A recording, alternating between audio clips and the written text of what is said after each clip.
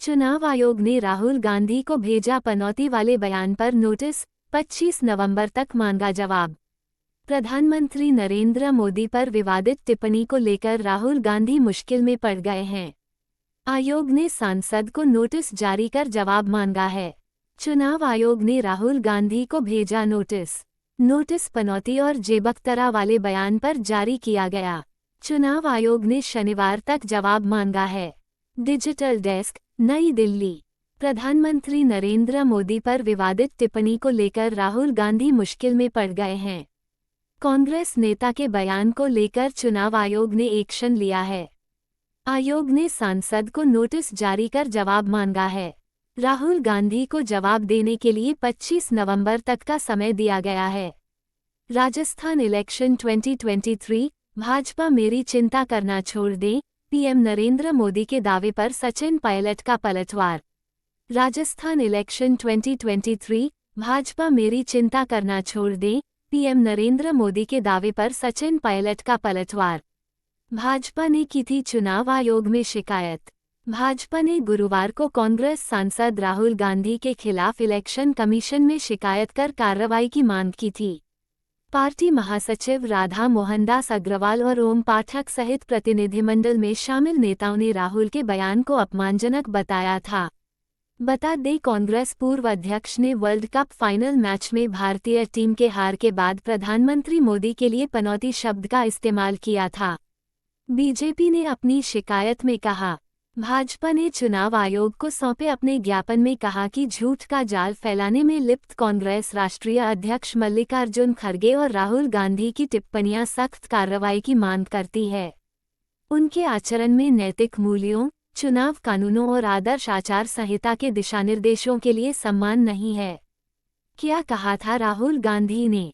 वायनाड से सांसद राहुल गांधी ने मंगलवार को राजस्थान में एक रैली को संबोधित करते हुए कहा था कि पीएम का मतलब पनौती मोदी। वो टीवी पर आते हैं और हिंदू मुस्लिम कहते हैं, कभी क्रिकेट मैच देखने चले जाते हैं, वो अलग बात है, हरवा दिया। पीएम मोदी इन मथुरा में श्री कृष्ण जन्मभूमि पहुंचे नरेंद्र मोदी, दर्शन करने वाले पहले प्रधानमंत्री। उत्तर प्रदेश के मथुरा में ब्रज उत्सव की धूम है। ब्रजवासी कान्हा की भक्ति में इन दिनों लीन हैं। 23 नवंबर को खुद प्रधानमंत्री नरेंद्र मोदी कान्हा नगरी में पहुंचकर ब्रज उत्सव का आनंद लेंगे। प्रधानमंत्री नरेंद्र मोदी कान्हा नगरी में पहुंचे, कृष्ण जन्मभूमि के दर्शन करने पहुंचे। पीएम मोदी दर्शन करने वाले पहले प्रधानमंत्री। राज्य बयूरो, मथुरा। उत्तर प्रदेश के मथुरा में ब्रज उत्सव की धूम है। ब्रजवासी कान्हा की भक्ति में इन दिनों लीन हैं। 23 नवंबर को खुद प्रधानमंत्री नरेंद्र मोदी कान्हा नगरी में पहुंचकर ब्रज उत्सव का आनंद लेंगे। वो मथुरा पहुंच गए हैं। वो अब सीधे श्री कृष्ण जन्मभूमि के दर्शन करने पहुंचे हैं। पीएम मोदी पहले प्रधानमंत्री हैं जो श्री कृष्ण जन्मभूमि जाएंगे। पीएम मोदी 1991 में श्री कृष्ण जन्मभूमि जा चुके हैं, लेकिन वो उस समय भाजपा के संगठन मंत्री थे। लोकसभा चुनाव 2024, नीतीश कुमार के लिए उल्टा ना पड़ जाए जातीय सर्वे और 75% आरक्षण का दांव। लोकसभा चुनाव 2024, बिहार में जारी जातीय और आर्थिक सर्वे की रिपोर्ट में कई कमियों को विपक्ष की ओर उठाया जा रहा है। लोकसभा चुनाव को देखते हुए बीजेपी इन्हीं कमियों को प्रमुखता से उजागर करते हुए नीतीश कुमार समेत इंडिया गठबंधन के तमाम नेताओं को निशाना बनाने की तैयारी में दिख रही है। पटना। लोकसभा चुनाव की राजनीतिक विसात पर बिहार के मुख्यमंत्री नीतीश कुमार ने मोहरे सजाने शुरू कर दिए हैं। केंद्र की बीजेपी नीति सरकार को अपदस्थ करने की रणनीति पर काम कर रहे नीतीश कुमार ने प्रधानमंत्री नरेंद्र मोदी को मुद्दों से घेरने की व्यूह रचना कर दी है। भले जातीय सर्वे, आर्थिक सर्वेक्षण या फिर विशेष राज्य का दर्जा जैसे मुद्दे सामाजिक विषमता के दूर करने के उद्देश्य को पूरा करता हुआ दिखता है, पर इन सभी मुद्दों का मूल मकसद राजनीति से प्रेरित भी है। यह मूल मकसद नमो की सरकार को लाचार या फिर सामाजिक न्याय का विरोधी बताया जाना है। आइए समझते हैं कि नीतीश कुमार ने नमो को कटघरे में खड़ा करने हेतु कैसी व्यूह रचना की है। लोकसभा चुनाव 2024 के रण में सीएम नीतीश ने चल दिया समाजवादियों का अमोघ अस्त्र, क्या छिन्न भिन्न होगी पीएम मोदी की ताकत। जातीय सर्वे की रिपोर्ट को सार्वजनिक कर राज्य के मुख्यमंत्री नीतीश कुमार ने अपना मास्टर स्ट्रोक खेल दिया है। हालांकि नीतीश कुमार ने इस स्ट्रोक की नींव उसी दिन डाल दी थी जब जातीय सर्वे कराने का निर्णय लिया और उनकी अपेक्षा के अनुकूल अप्रोक्ष रूप से बीजेपी और सवर्ण बुद्धिजीवियों का विरोध अदालत जा पहुंचा। यह नीतीश कुमार की राजनीति का एक तरीका है जब वो टारगेट वोटर को ध्यान में रखकर हर चुनाव में कुछ नया कर जाते। इस बार भी 2024 का लोकसभा और 2025 का बिहार विधानसभा चुनाव को साधने के लिए जातीय सर्वे के प्लेटफॉर्म से एक नया और बड़ा दांव खेला है। राजनीति के इस खेल में इस बार उनकी विशेष नज़र नरेंद्र मोदी से जुड़े अतिपिछड़ा वोट बैंक के साथ अनुसूचित जाति और जनजाति के वोट भी है। अपने इस निशाने पर नीतीश कुमार जिसकी जितनी आबादी उसकी उतनी हिस्सेदारी की राह पर चल पड़े हैं। इस नीति पर चलकर नीतीश नीत सरकार ने आरक्षण के कोटे को बढ़ाकर 65% करने का प्रस्ताव कैबिनेट की बैठक में पास किया है।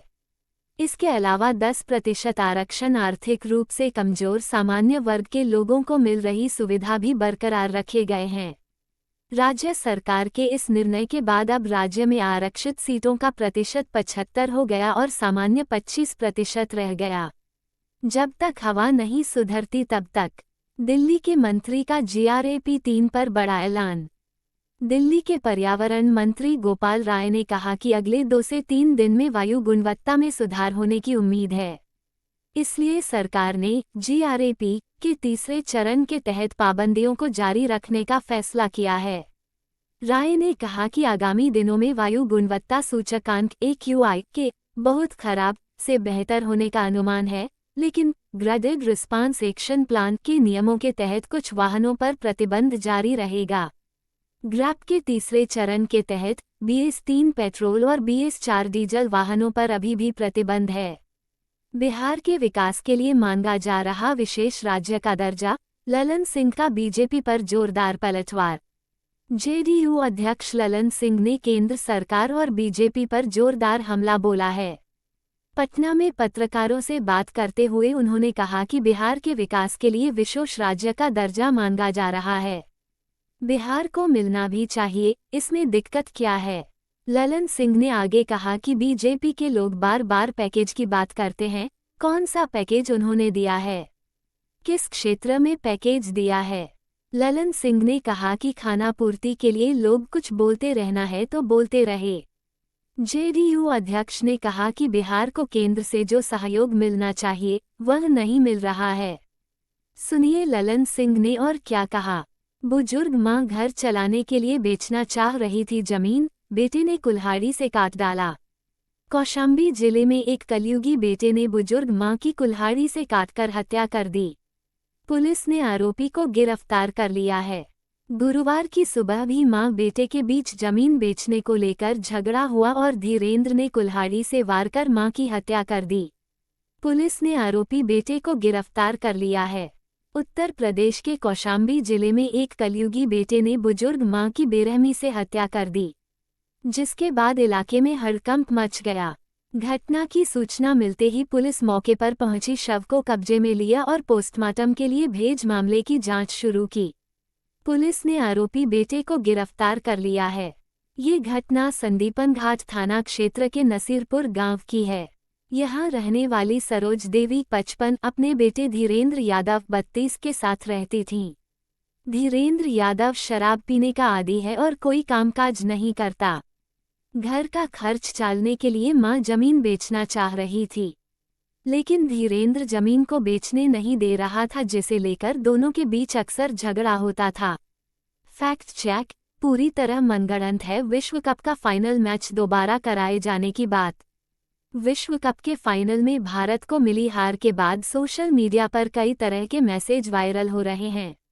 एक भ्रामक खबर के संदर्भ में कहा जा रहा है कि ऑस्ट्रेलिया की बेईमानी के मद्देनजर ICC ने विश्व कप का फाइनल मैच दोबारा कराने की घोषणा कर दी है।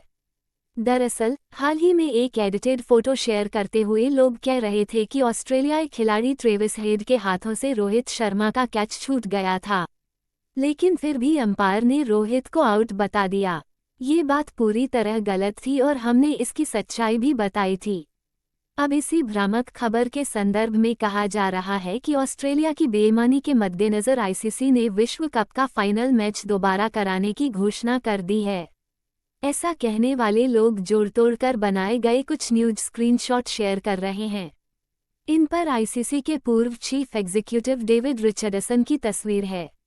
कुछ पर लिखा है, आईसीसी चीफ डेविड ने रीमैच कराने का किया ऐलान और 25 नवंबर को दोबारा होगा मैच। वहीं कुछ अन्य पोस्ट्स में बताया गया है कि विश्व कप का फाइनल मैच 10 दिसंबर को दोबारा होगा और ये सिर्फ 10 ओवर का मैच होगा। 40 एम्बुलेंस, गैस मास्क, स्ट्रेचर, 15 डॉक्टरों की टीम, हेलीकॉप्टर की तैनाती। सुरंग की आखिरी दीवार गिरने से पहले की गई ये तैयारियां। उत्तरकाशी के सिलक्यारा बचाव अभियान अब अंतिम चरण में है। मजदूरों को बचाने के लिए एनडीआरएफ की टीम तैनात है। इसके अलावा सुरंग के अंदर एक एम्बुलेंस तैनात की गई है। यहां से श्रमिकों को स्वास्थ्य परीक्षण के लिए चिन्यालीसौर स्थित सीएचसी में ले जाया जाएगा। उत्तरकाशी के सिलक्यारा सुरंग में फंसे श्रमिकों को बचाने के लिए चलाए जा रहे राहत और बचाव कार्य का आज 12वां दिन है। देर रात ड्रिलिंग के दौरान मशीन के सामने लोहे की सलाखों ने रास्ता रोका, जिसे स्पेशल कटर लगाकर उसे काटने की कोशिश की गई और इसके लिए गैस कटर का भी इस्तेमाल किया गया। इसके बाद ऑगर मशीन की बिट खराब हो गई। कर्नाटक, ब्रेकअप से नाराज इंजीनियरिंग छात्र ने गर्लफ्रेंड को सुनसान जगह पर बुलाया, फिर गला रेतकर की हत्या। 21 साल की सुचित्रा इंजीनियरिंग कर रही थी, तभी उसकी जान पहचान कॉलेज में ही पढ़ने वाले तेजस 23 साल से हुई। धीरे धीरे दोनों की दोस्ती प्यार में बदल गई, लेकिन कुछ समय से दोनों के रिश्तों में खटास आ गई। दोनों के बीच झगड़े होने लगे, इसके बाद दोनों का ब्रेकअप हो गया। कर्नाटक के हासन जिले से चौंकाने वाला मामला सामने आया है। यहाँ 21 साल की इंजीनियरिंग स्टूडेंट का शव मिलने से हड़कंप मच गया। आरोप है कि छात्रा के प्रेमी ने ही उसकी हत्या कर दी। बताया जा रहा है कि ब्रेकअप से नाराज होकर प्रेमी ने ये कदम उठाया। प्रेमी को पुलिस ने गिरफ्तार कर लिया है। दरअसल 21 साल की सुचित्रा इंजीनियरिंग कर रही थी, तभी उसकी जान पहचान कॉलेज में ही पढ़ने वाले तेजस 23 साल से हुई। धीरे धीरे दोनों की दोस्ती प्यार में बदल गई, लेकिन कुछ समय से दोनों के रिश्तों में खटास आ गई। दोनों के बीच झगड़े होने लगे, इसके बाद दोनों का ब्रेकअप हो गया। पीएम मोदी का शनिवार से कर्नाटक, तेलंगाना और आंध्र प्रदेश का 3 दिन का दौरा। पीएम नरेंद्र मोदी तिरुपति में भगवान वेंकटेश्वर के दर्शन करेंगे, तेलंगाना में चुनाव प्रचार करेंगे। PM Modi Hindustan aeronautics limited का मुआयना करेंगे। कमारेड्डी और रंगारेड्डी में जनसभाओं को संबोधित करेंगे। पीएम मोदी दुबका और निर्मल में जनसभा करेंगे। नई दिल्ली, पीएम मोदी शनिवार से सोमवार तक कर्नाटक, तेलंगाना और आंध्र प्रदेश के 3 दिनों के दौरे पर रहेंगे। वे तिरुपति में भगवान वेंकटेश्वर के दर्शन भी करेंगे। वे तेलंगाना में चुनाव प्रचार करेंगे। पीएम मोदी शनिवार 25 नवंबर को कर्नाटक के दौरे पर जाएंगे। वे सुबह 9:30 बजे एचएएल कॉम्प्लेक्स में हिंदुस्तान एरोनॉटिक्स लिमिटेड का मुआयना करेंगे। इसके बाद वे तेलंगाना में चुनाव प्रचार के लिए रवाना हो जाएंगे। खौफनाक, दिल्ली में आरोपी ने महज 350 रुपये के लिए पहले की बेरहमी से हत्या, बाद में शव के सामने किया डांस। पुलिस के अनुसार घटना वेलकम इलाके के जनता मजदूर कॉलोनी इलाके की है। पुलिस की शुरुआत जांच में पता चला है कि इस हत्या के पीछे का मकसद डकैती थी। पुलिस के अनुसार आरोपी ने पहले पीड़ित शख्स का गला घोंटा और बाद में उसकी बेरहमी हत्या कर दी। दिल्ली के वेलकम की है घटना। पुलिस ने आरोपी नाबालिग को हिरासत में लिया। मृतक की पहचान की कोशिश जारी। नई दिल्ली, दिल्ली से एक हैरान करने वाला वीडियो इन दिनों जमकर वायरल हो रहा है। इस वीडियो में आरोपी शख्स एक युवक पर लगातार चाकू से हमला करता और बाद में उसके गले पर चाकू रखकर उसे रेतते दिख रहा है। कई बार चाकू रेतने के बाद आरोपी शख्स शव को लाते मारता है और फिर उसी के सामने खड़े होकर डांस भी करता है। अभी तक मिली जानकारी के अनुसार आरोपी शख्स एक नाबालिग है और उसने इस घटना को महज 350 रुपये के लिए किया। दिल्ली में वायु गुणवत्ता बहुत खराब, कोई बड़ी राहत मिलने की उम्मीद नहीं। राष्ट्रीय राजधानी में रविवार को सुबह 7 बजे वायु गुणवत्ता सूचकांक AQI 290 था, जो शाम 4 बजे 301 दर्ज किया गया।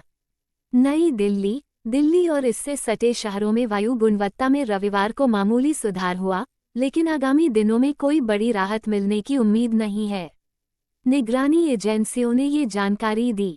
राष्ट्रीय राजधानी में सुबह 7 बजे वायु गुणवत्ता सूचकांक AQI 290 था, जो शाम 4 बजे 301 दर्ज किया गया। पिछले 24 घंटे का औसत AQI प्रतिदिन शाम 4 बजे दर्ज किया जाता है, जो शनिवार को 319, शुक्रवार को 405 और बृहस्पतिवार को 419 रहा था। पड़ोसी गाजियाबाद 280, गुरुग्राम 234, ग्रेटर नोएडा 236, नोएडा 268 और फरीदाबाद 327 में भी हवा की गुणवत्ता खराब से बहुत खराब श्रेणी में दर्ज की गई। NCR और आसपास के क्षेत्रों में वायु गुणवत्ता प्रबंधन आयोग CAQM ने दिल्ली NCR से सभी आपातकालीन कदमों को रद्द करने का आदेश दिया, जिनके तहत केवल CNG, इलेक्ट्रिक और BS भारत स्टेज 6 संबंधित वाहनों के दिल्ली में प्रवेश की अनुमति होती है।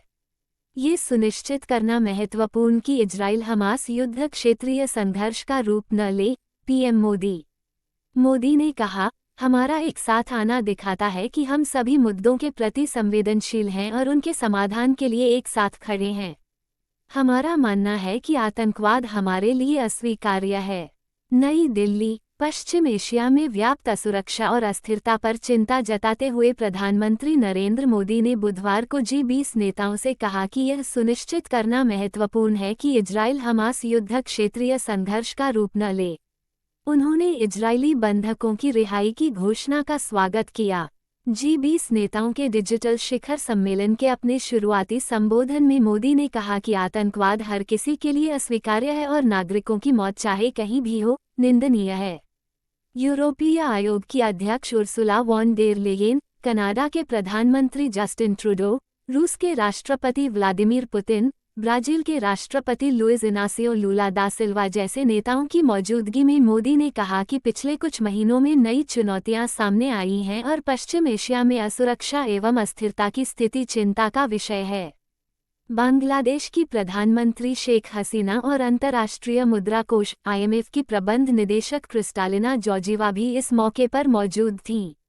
राजेश पायलट की खुन्नस उनके बेटे पर निकाल रही कांग्रेस, राजस्थान में PM मोदी ने कांग्रेस को परिवारवादी बताते हुए निशाना साधा। अगर कोई भी कांग्रेस में सच बोले और सच बोलने के कारण इस परिवार को यदि थोड़ी भी असुविधा हो जाए तो मान लेना कि उसकी राजनीति तो गड्ढे में गई।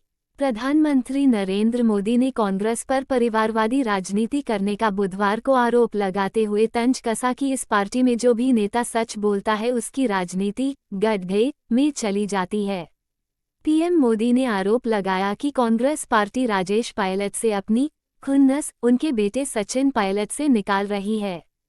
राजस्थान के चुनावी दौरे पर आए PM मोदी ने बुधवार को सागवाड़ा, डूंगरपुर और कोटड़ी भीलवाड़ा में सभाओं को संबोधित किया।